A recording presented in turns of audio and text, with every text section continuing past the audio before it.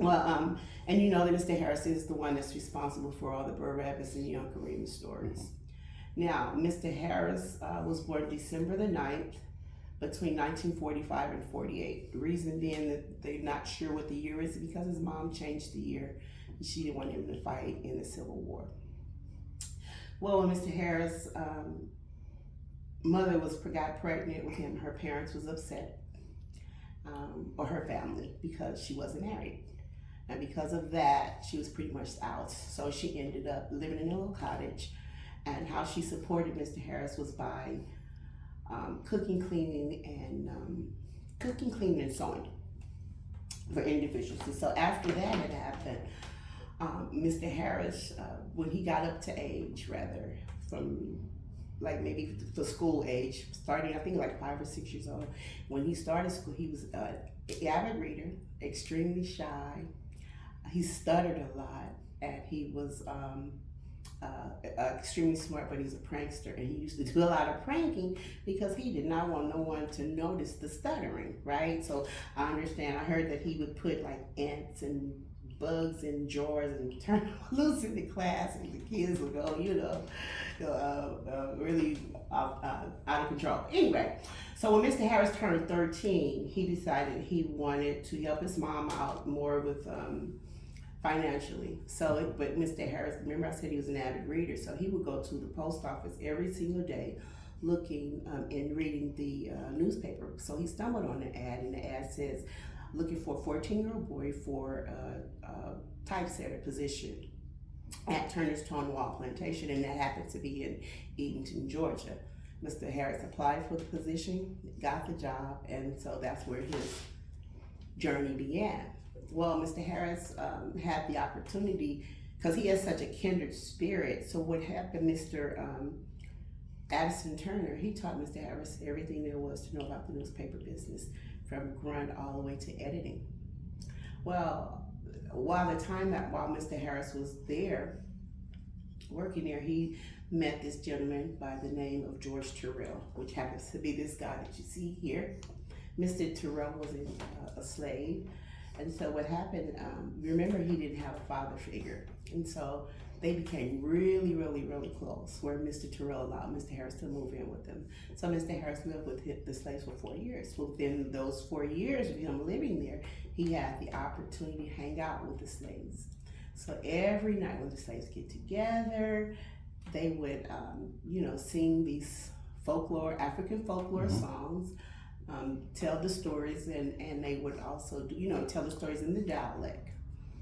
And so what Mr. Harris did, he pretty much ended up being kind of like the recorder of these stories, because back in those times, slaves was not, it didn't say they couldn't read or write, but they wasn't allowed. So if it had not been for him recording, the stories pretty much would have been lost. Well, Mr. Harris decided that he wanted to go to, it was time up, and he decided to he moved to New Orleans. He didn't like New Orleans, then he moved to Macon, didn't like Macon, and then he ended up in Savannah, and living in a boarding care home. So while he was staying there, that's when he decided he wanted to court the owners, which they were the Little Roses, and they were from Quebec, Canada. But they owned this boarding care home. So he wanted to court their daughter. So how he wooed her was by writing letters and poetry.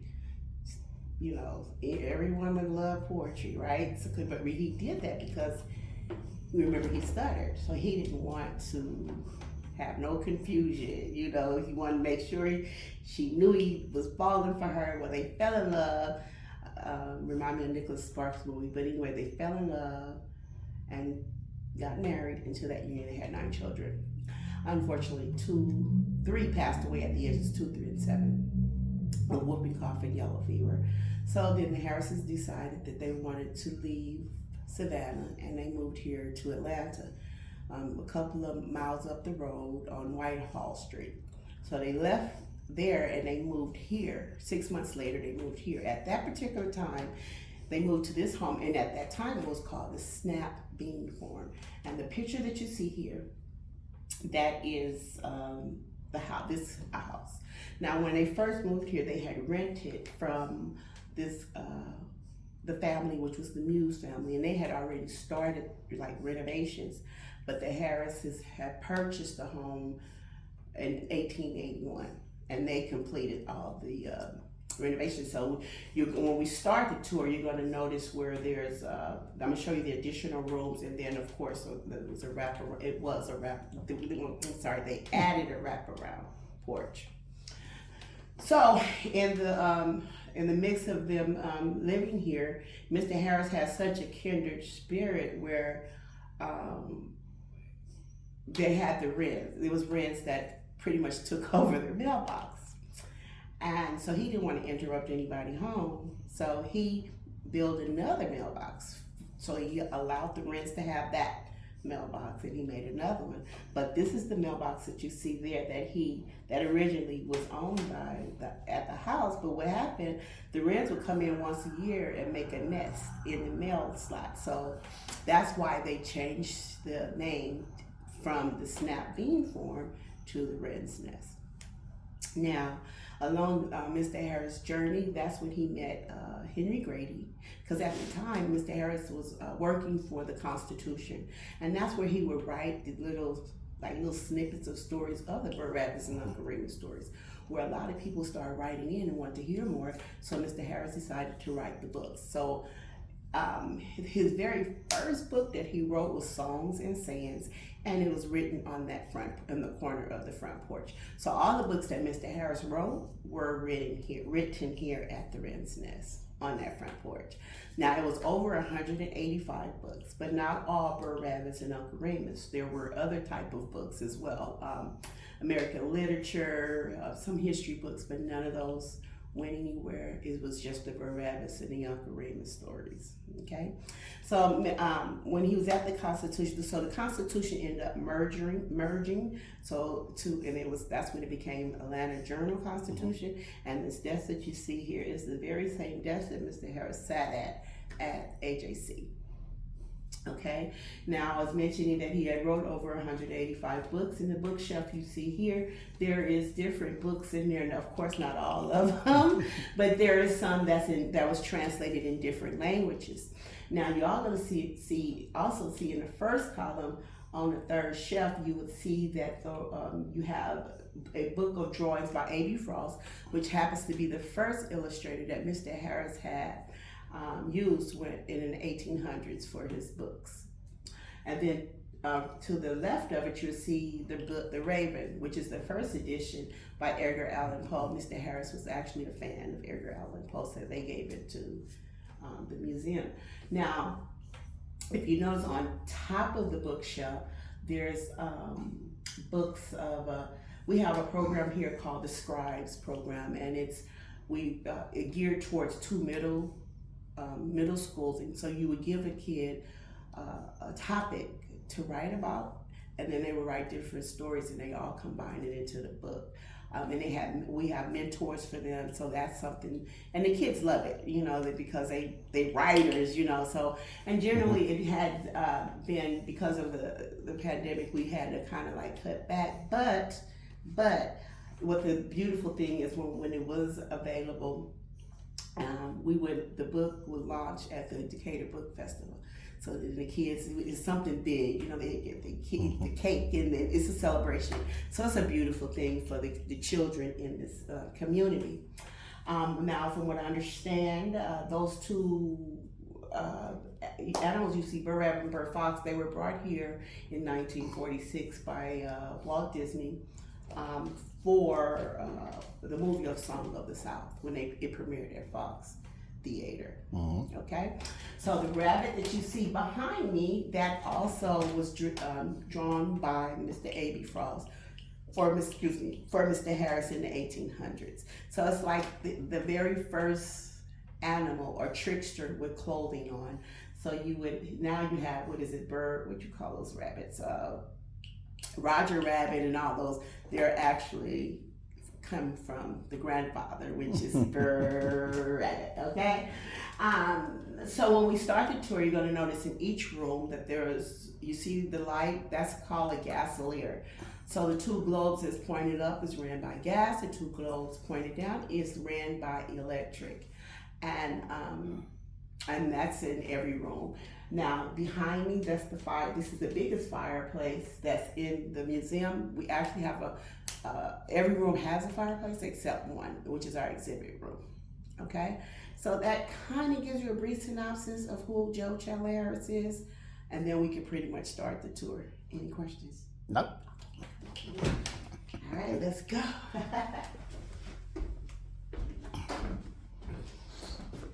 Okay, I would like to mention, you're going to, throughout the house, you're going to see, because we're hosting an exhibit here by P.H. Polk.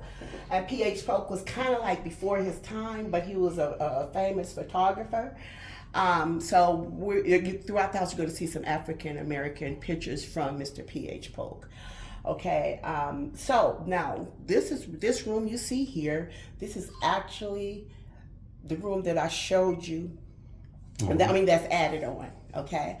So this right here, this right here is the front door to the picture that I showed you. And then here, you'll see, that's a hall tree. And that was it was part of the house as well. Now, when you look from outside, you would think it's huge out there. You think all this is big, but it's not. It's just, this is just one room, and the rest is attic. However, Mr. Harris, it wasn't made for a bedroom, because if you notice the staircasing is really tight. It was done just for Mr. Harris to write in. But Mr. Harris was claustrophobic, so he decided he wanted to continue to write on the front porch, okay? And as you see from this picture here, because Mr. Harris also loved nature, and you see how this picture here, you see all the paper here and then you see how he's looking out into nature. And for what I understand, a lot of those trees that you see, well, one, it kind of died and we had to take it out, but they were planted by Mr. Harris. Okay, so now we're going to step into the west parlor, and that's where the Harris did a lot of their entertaining. And so if you notice the stained glass windows, those were donated to the Wrens Nest from St. Anthony's Church up the street. Miss Harris was a devout Catholic, and she also was the president from 1903 to 07. This is a cigar humidor, and this is where Mr. Harris would put his cigars. So you see Bird Rabbit, and then you see Bird Fox. Now, Bird Fox is taking Bird Rabbit to jail because he stole the vegetables. Now, the furniture you see was donated to one of our board of directors, David Mitchell from the Atlanta Preservation Center, and it was once upon a time owned by one of the gentlemen who actually carried Abraham Lincoln's body out. Okay, and then of course I was talking about the different pictures, so we don't know who this person is or these people, but I just love the clothing. It reminds me so much of my mom when, and it seemed like I've seen this picture before, but I just can't remember. So this room here, once upon a time was called the Carnegie Library, then it became a family room. But if you notice over the door, there is an owl. The owl was given to the Harrises by President Theodore Roosevelt. And then also, it was funny that, from what I understand, Mr. Harris was very shy, as I mentioned earlier, but it was funny because the president would come to visit. But Mr. Harris would leave because he was go out the back door because he was so shy. So if you notice here, you have Uncle Remus at the White House because they became really good friends, and that's that.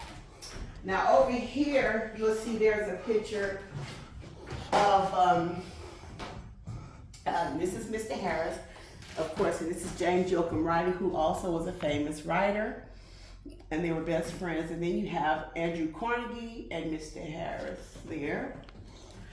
Of course, Martin Luther King, and this is one of those famous pictures. But one thing about P.H. Polk, he was into lighting, and this is, you see how this is lighting? That's what he was into, the lighting of the pictures, what he really was into. And then you also, you know who that guy is right there, Mr. Carver, right?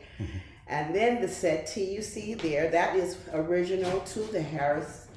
And they were, they purchased it at Sears and Roebuck's for $25. And it's exactly how it was, yeah. And those are family pictures. Mm-hmm. Yeah, of his children. And a wedding picture. And his daughter.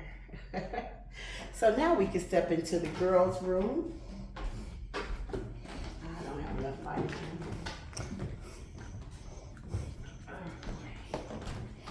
So this is the girls' room. And this is where they would go out. It used to be a door, but that's a window now. But they would go out that door and go to, it was 4 outhouses. Now, why it was 4 outhouses, I don't know. But that's where they would go out to use the restroom. And that particular mirror on the floor is called a petticoat mirror. And what happens, the girls would stand in front of the mirror. If their dresses were below their ankles, they were good to go outside. But if it was above their ankles, they could not. Or even if something what I have on probably wouldn't have been able to get out the bed. Okay, so then you'll notice remember I was saying that, mentioning once one time was a library here. So that's why you see different books and bookshelves. Now here, in the middle, you'll see the dolls and the children toys. Those were played by Miss Harris. So they're way over 200 years old. There's a wardrobe, and that's where the girls will keep their clothes. And of course, you see the vanity. That's where they would sit and brush their beautiful hair. Okay? So now we can step here in the hallway.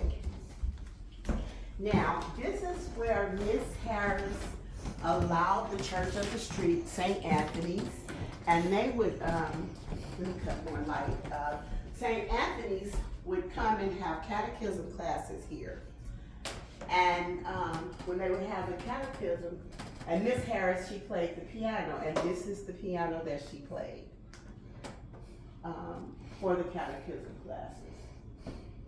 Okay, and then over here to the right of me is Mr. Harris's room. That room is left exactly how it was when Mr. Harris passed away. That was part of the agreement with Miss Harris for it not to be touched. So, and if you notice in here, you'll see like the wallpaper, you'll notice everything is exactly how it was when he passed away, which was July 3rd, 1908. Now, if you look behind the door, you'll see a basin. Well, that's where Mr. Harris would sit to bathe, because when the bathroom was built in 1903, he would not use it. He felt that it was unsanitary. And so if you noticed here, you see the string, from what I understand, he would have his children, that's how he disciplined his children. They would stand in the corner and take the knots out the string.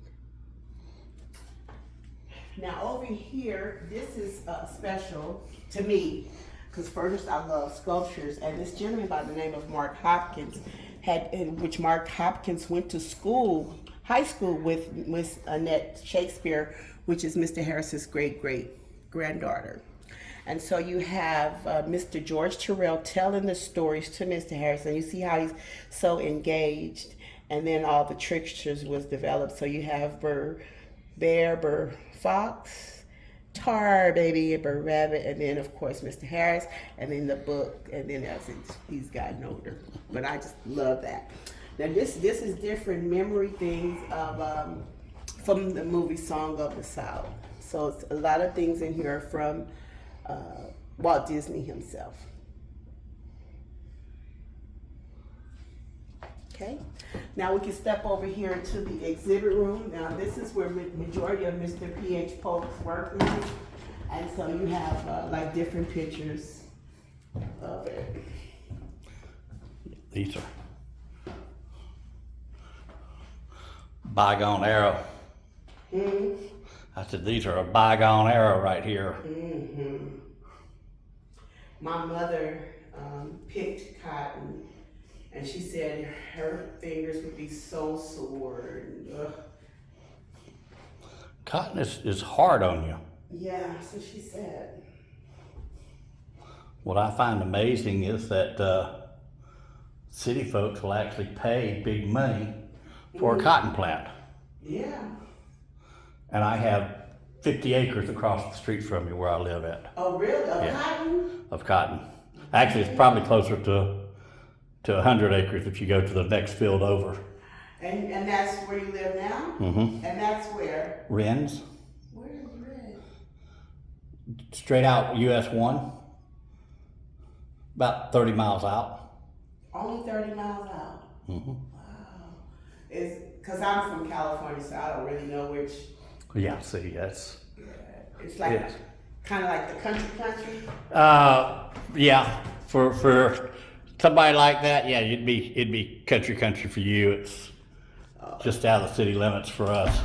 See, my grandparents tried to get me to move with them in Arkansas to go to school to University of Arkansas. I didn't do it because I was scared of bugs.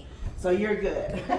So this room here is the dining area, and this is where Mr. Harris, of course they were dying, and this piece here was given to the Harrises by President Theodore Roosevelt himself. Here's an altar in honor of Mr. George Terrell. This is the original picture to the slave that Mr. Harris lived with. So you have the rice, the black eyed peas, the thumb drum, the cup, and then of course Mr.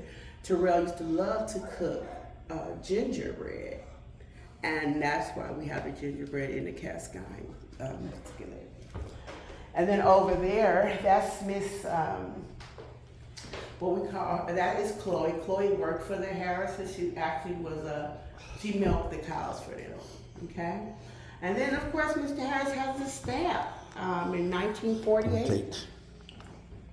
Yep.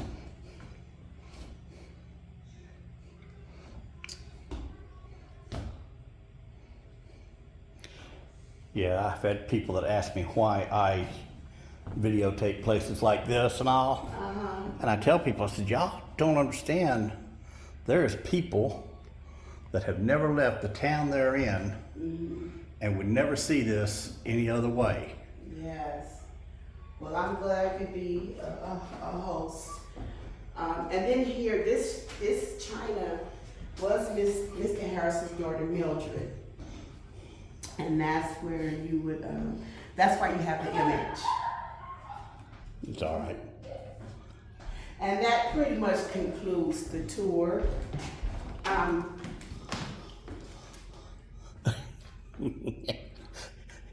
You don't have to get on to them. Okay, so, and this was, well, this is going to be, this is additional, it was added on, but this is going to be our, while we're revamping, so this is our gift shop. Okay? So, and that pretty much concludes the tour. Now this, have you heard of the belt line? Mm-hmm. This was on the belt line when they opened it up. So then we had a previous staff member to put that together. She did an awesome job. I really love the way she did it, but it was on the belt line. Yeah, so, and like I said, that pretty much concludes the tour. Yeah, well, I'm gonna.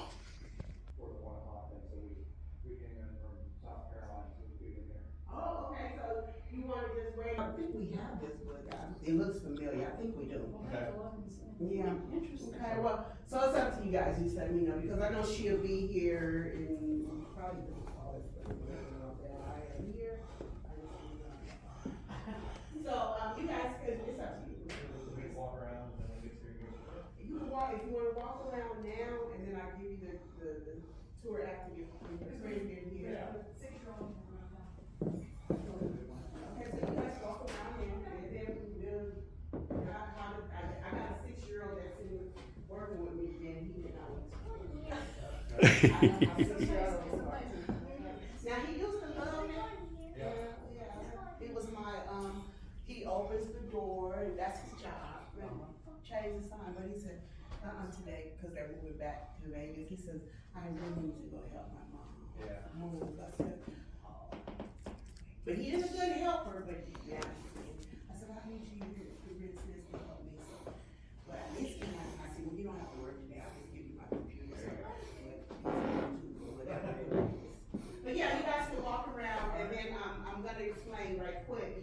some African American photographs, and they're done by PH Hope, Okay. which is this gentleman here, and the exhibit will be gone at the end of this month. Oh. Yeah, and actually, that gentleman that you see there, his granddaughter, because I don't know names to any of these people, but his granddaughter called me the other day, so I do know him today. And his father, no, his son, was the first African American,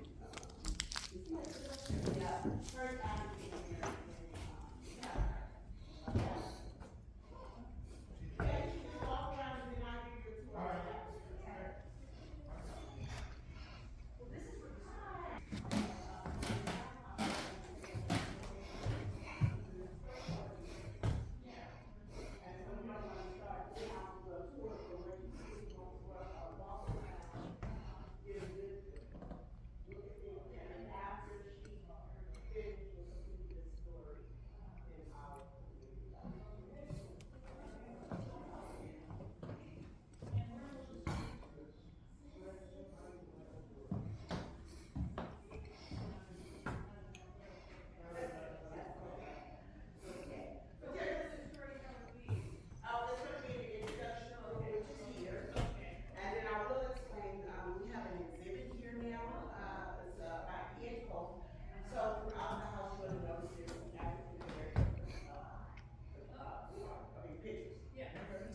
And they were done by Mr. P.H. Polk, which I understand is famous. So basically, just enjoy, walk around, and then what I'll do. Yeah, just walk around, and then I'll be, I'm gonna let her know I'm here, because she might be scared, she'll see my car.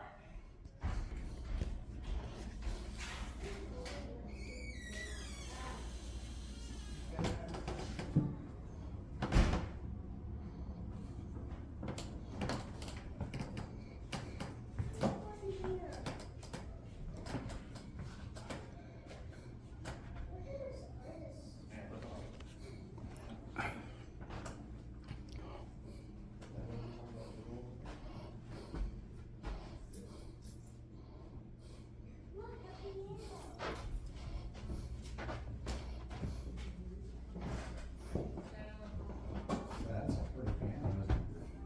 What's this for? Just everything here's coming through decoration, so. You're not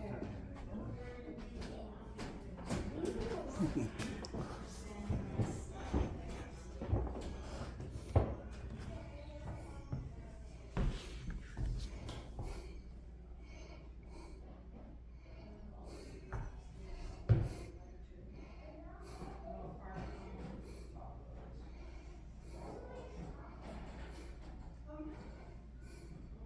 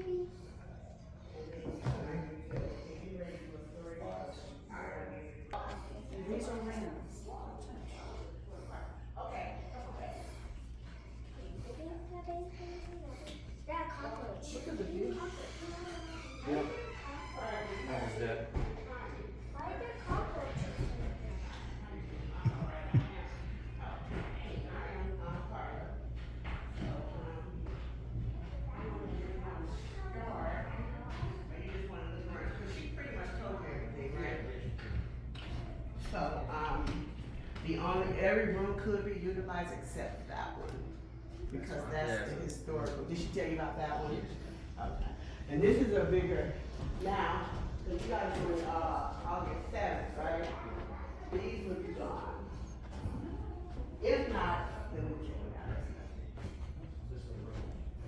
So you got this room, that would be called historic bathroom, so you know that. And then here is the dining area. So, and so this is, I think you said you wanted to do. Okay.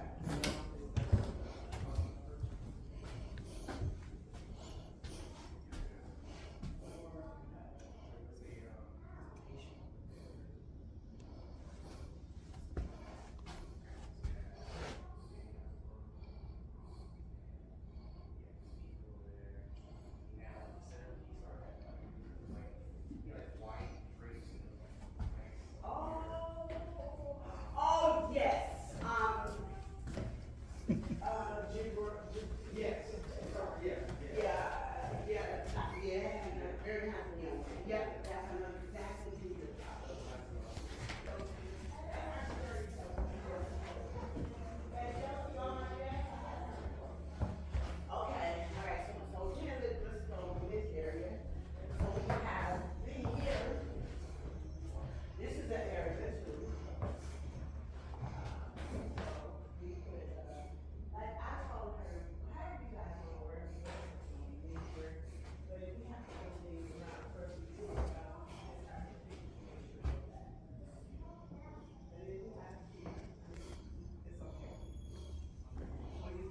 Careful with them. You know. We don't have. You good? Okay, cool. I just want to let you know, this is a short place. Yes. Sound is fine. I was showing her this, which I have to make sure I do. Scrub down. For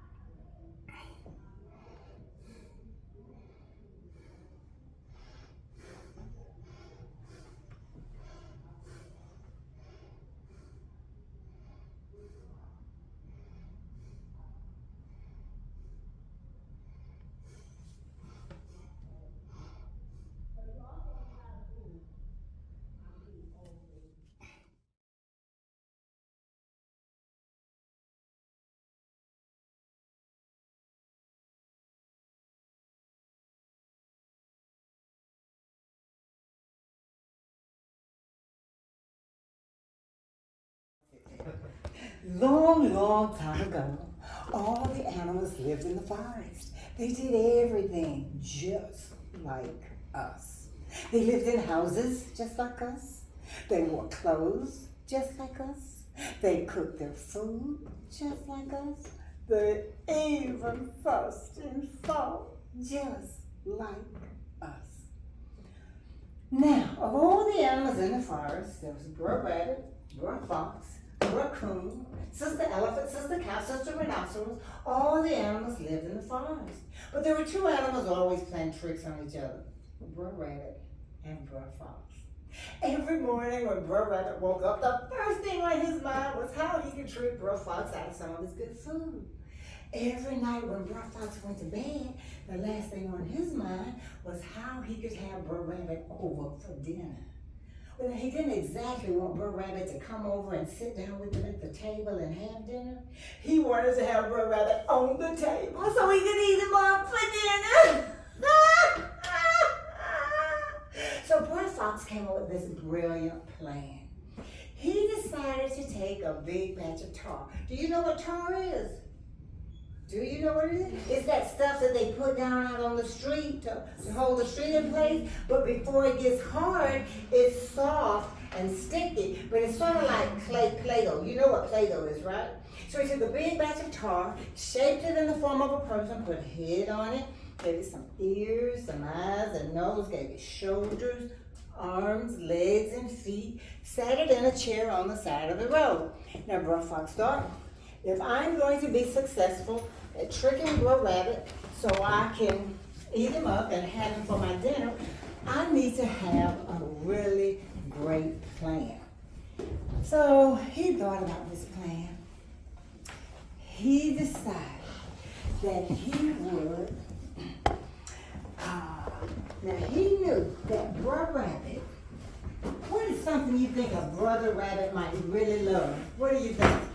A friend to play with? Oh yeah, you're a smart cookie. He did love a friend to play with. And he loved this special kind of friend.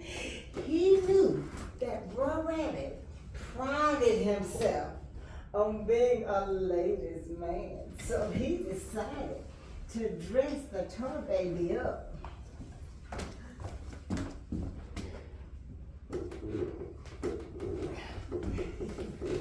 You gotta pull your dress up. Oh my goodness. Perfect. I may have to take pictures of this. Oh yes, please. And bribe him, please. Bribe him. Instagram. Here. Well, maybe not Instagram. Well, he don't want to be on Instagram, but here you some glasses just in case. Okay, all right. Let's see. Those are too big. Those are too big. Oh, they're just right. Oh, those are perfect. Oh, good. These are girls. Ah! You sure you don't want to try it? Oh, this is even getting better. A hair. Alright, so Crazy. that's crazy. Okay, now Bro Fox decides to hide behind a tree and wait for Bro Rabbit to come down the road. Well, he doesn't have to wait very long because before long, he's coming down the road. Now, I have to tell you something about Bro Rabbit. Bro Rabbit had the most beautiful singing voice of any animal in the whole forest. He once won an Academy Award for his lovely singing voice. He was the lead singer of the Animal Gospel Choir. So he's coming down the road and he's singing, somewhere over the rain, bow dead dogs died. Somewhere over the rain, bow there is a girl for.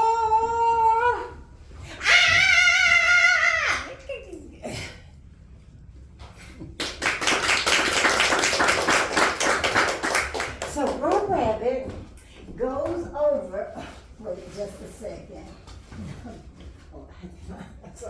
Okay, so Bro Rabbit goes over and he says, "Ah, my dream come true. A beautiful, gorgeous woman." So he goes over and he says, "Good morning to you, darling." But the tar baby don't say nothing. And Bro Rabbit says, "You looking mighty fine this morning, darling. Can I have your cell phone number? So I can call you up and we go out on a date?" But the tar baby don't say nothing. And Bro Rabbit says, "Now look here, honey. You is fine, but you ain't all to that. Didn't your parents teach you no manners? Because, honey, if your parents didn't teach you no manners, I'm going to teach you some manners." So Bro Rabbit balls up his fist, hits that tar baby upside the head. When he did that, what do you think happened? He's stuck. Oh, my goodness, you know this story. His hand got stuck. And Bro Rabbit says, "Turn me loose. You turn me loose. If you don't turn me loose, I'll hit you with my other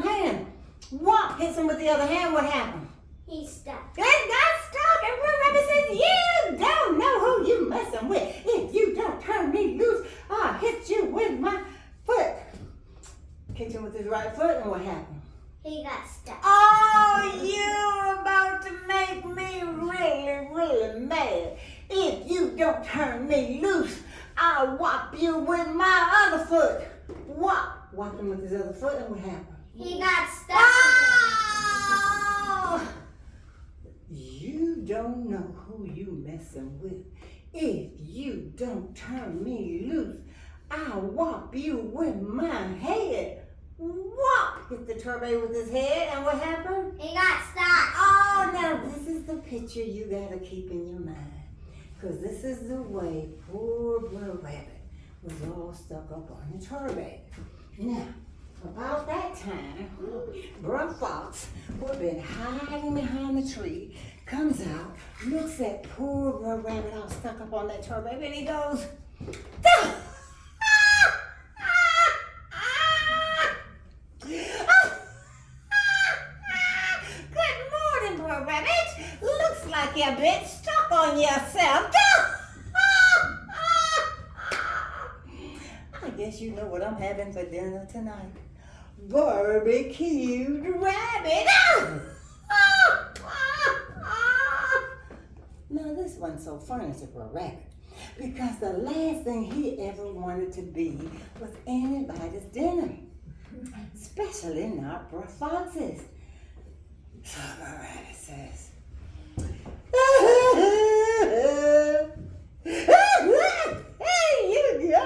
You got me, Brother Fox. How much lemon juice and honey you put in your barbecue sauce? Brother Fox says, don't you worry about that, because you gonna be my dinner tonight. Brother Fox thought, man, I don't know. It's so hot outside. I don't feel like going out in the woods to get no water and no wood.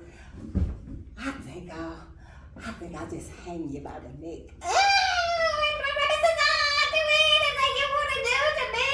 Hang me till my toes fall off one by one.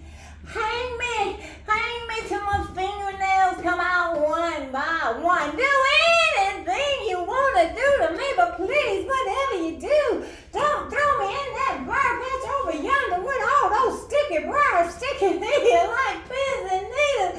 Please don't throw me in that briar patch. Now, Brother Fox had to think about this, because he wanted this rabbit to have the worst possible death you could imagine. So Brother Fox thought, I know. I think I'll do the one thing this rabbit don't want me to do. So Brother Fox goes over to the tur baby, grabs Brother Rabbit up off that tur baby, twirls him around a time or two, and whoop, threw Brother Rabbit right smack in the middle of the briar patch. And just about the time Brother Fox was about to do his victory dance, because he had finally gotten rid of that good-for-nothing rabbit once and for all, he thought, I just threw away my dinner. Well, it don't matter. At least that rabbit won't be playing tricks on nobody else. And just about that time, he heard something go. What do you think that was? Hey, that was his home. Well, who do you think that was laughing? That was him. The rabbit, okay. Because all of a sudden, the loudest laughter you could ever imagine was, I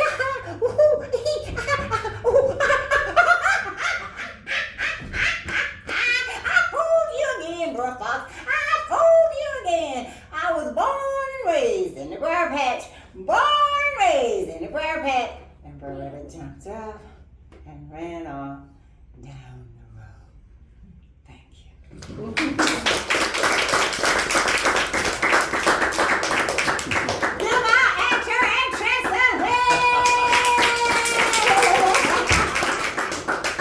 Thank you so much. So if you want to leave Alpharetta and follow me on the road doing this trick, you're more than welcome. How about that? Give him another hand. That's the biggest tar baby ever.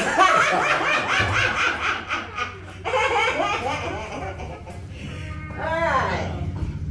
Now, this next story that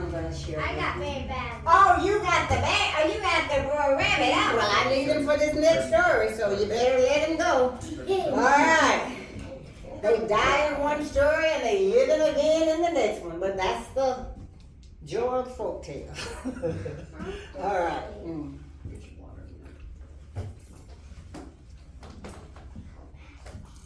Now, Brer Fox was extremely upset because Brer Rabbit had yet again found a way to trick him out of his dinner. He was furious. He thought about a plan for 3 whole weeks. He had to come up with the perfect plan to catch that rabbit so he could eat him up for dinner. So this time he decided that he would go on a hunting trip. So he got his shotgun, got his hunting bag, and he was going down by Brer Rabbit's house. Now the plan was to invite Brer Rabbit to go hunting with him so he could accidentally shoot him and eat him up for dinner. Well, so Brer Fox goes down by Brer Rabbit's house, and Brer Rabbit is sitting on the front porch swinging back and forth in his hammock. And he sees Brer Fox come sliding down the road, and Brer Rabbit looks up and says, "Good morning, Brer Fox. How you doing this morning?"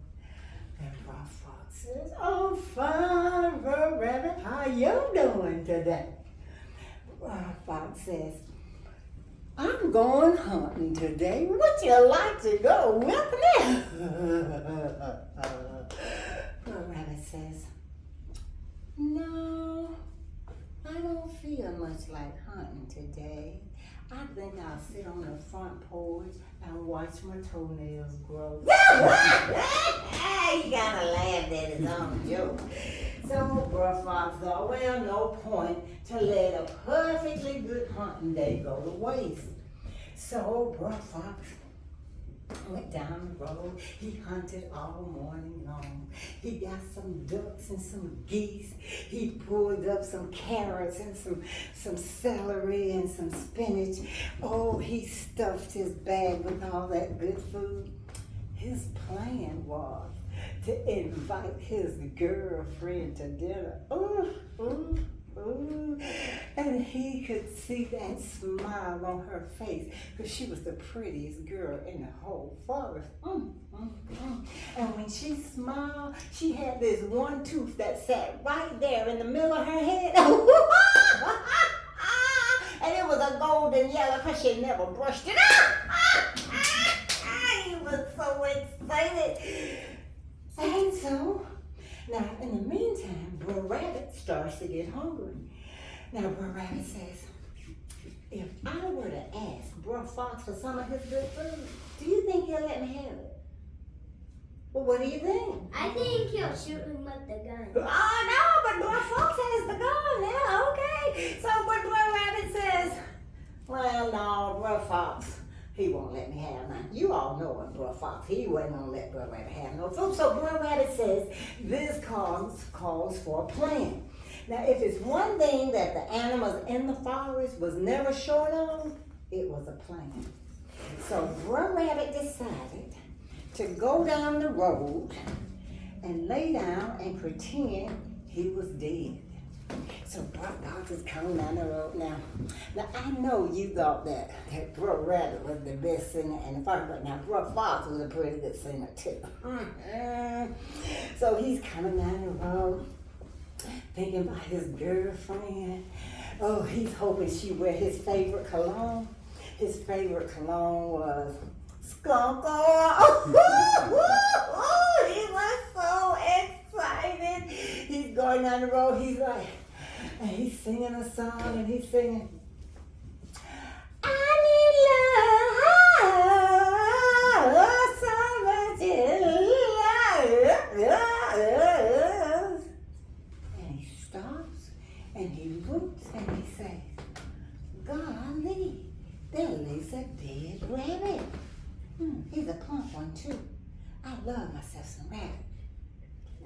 I got all this good food in my bag. I'm not gonna be bothered with any rabbit today. So Bro Fox steps over that dead Bro Rabbit and goes on down the road. What do you think Bro Rabbit gave up? No. Oh, you must know Bro Rabbit. Bro Rabbit rose up from the dead, ran down the road a little further, laid down and pretended he was dead again. This time, Bro Fox coming down the road, man, he can see the smile on his girlfriend's face. He can smell the aroma of that food. Oh, he's excited. He says, oh, I think I'll sing a church song this time. So he's coming down the road and he's singing, swing me along, sweet chariot. And he stops and he looks and he says, golly, there lays another dead rabbit. Let's see now, that's one. Y'all can't count? Two dead rabbits. I got all this good food in my bag. I'm not gonna be bothered with any rabbit today. So Bro Fox steps over the dead Bro Rabbit again. Goes on down the road. Now, what do you think Bro Rabbit gave up this time? No. Oh, you must really know Bro Rabbit. Bro Rabbit rose up from the dead, ran down the road a little further, laid down, and pretended he was dead one more time. Man, Bro Fox so happy. Oh, he's so happy. He can smell that cologne. Ooh, that skunk oil. He was excited. He was so excited. And he says, I think I'll rap like the young folks do. So he's coming down the road and he goes, bump, bump, bump, bump, bump, bump, bump, bump, bump, bump. And he stops and he looks and he says, golly, there lays another dead rabbit. Let's see now, that's one, two, Three. six. Oh, three. You know foxes can't count. 3 dead rabbits. This must be my lucky day. So Bro Fox puts down his goodie bag and goes back to get the other 2 dead rabbits. And while he's gone, Bro Rabbit rolls up from the dead, grabs that goodie bag, and goes on home. Well, now the next day, Bro Fox, all sad and disgusted, and dragging down the road. Bro Rabbit looks up and sees him and he says, good morning, Bro Fox. How you doing this morning? Bro Fox and Bro Rabbit and his family so excited about the good meal they had last evening. Compliments of Bro Fox. And Bro Rabbit says, how did your hunting trip go yesterday? And Bro Fox says, Bro Rabbit, oh my God, that hunting trip was a big dose of common sense. And Bro Rabbit said, if I had known that common sense is what you was hunting for, I would have let you have some of mine. Thank you.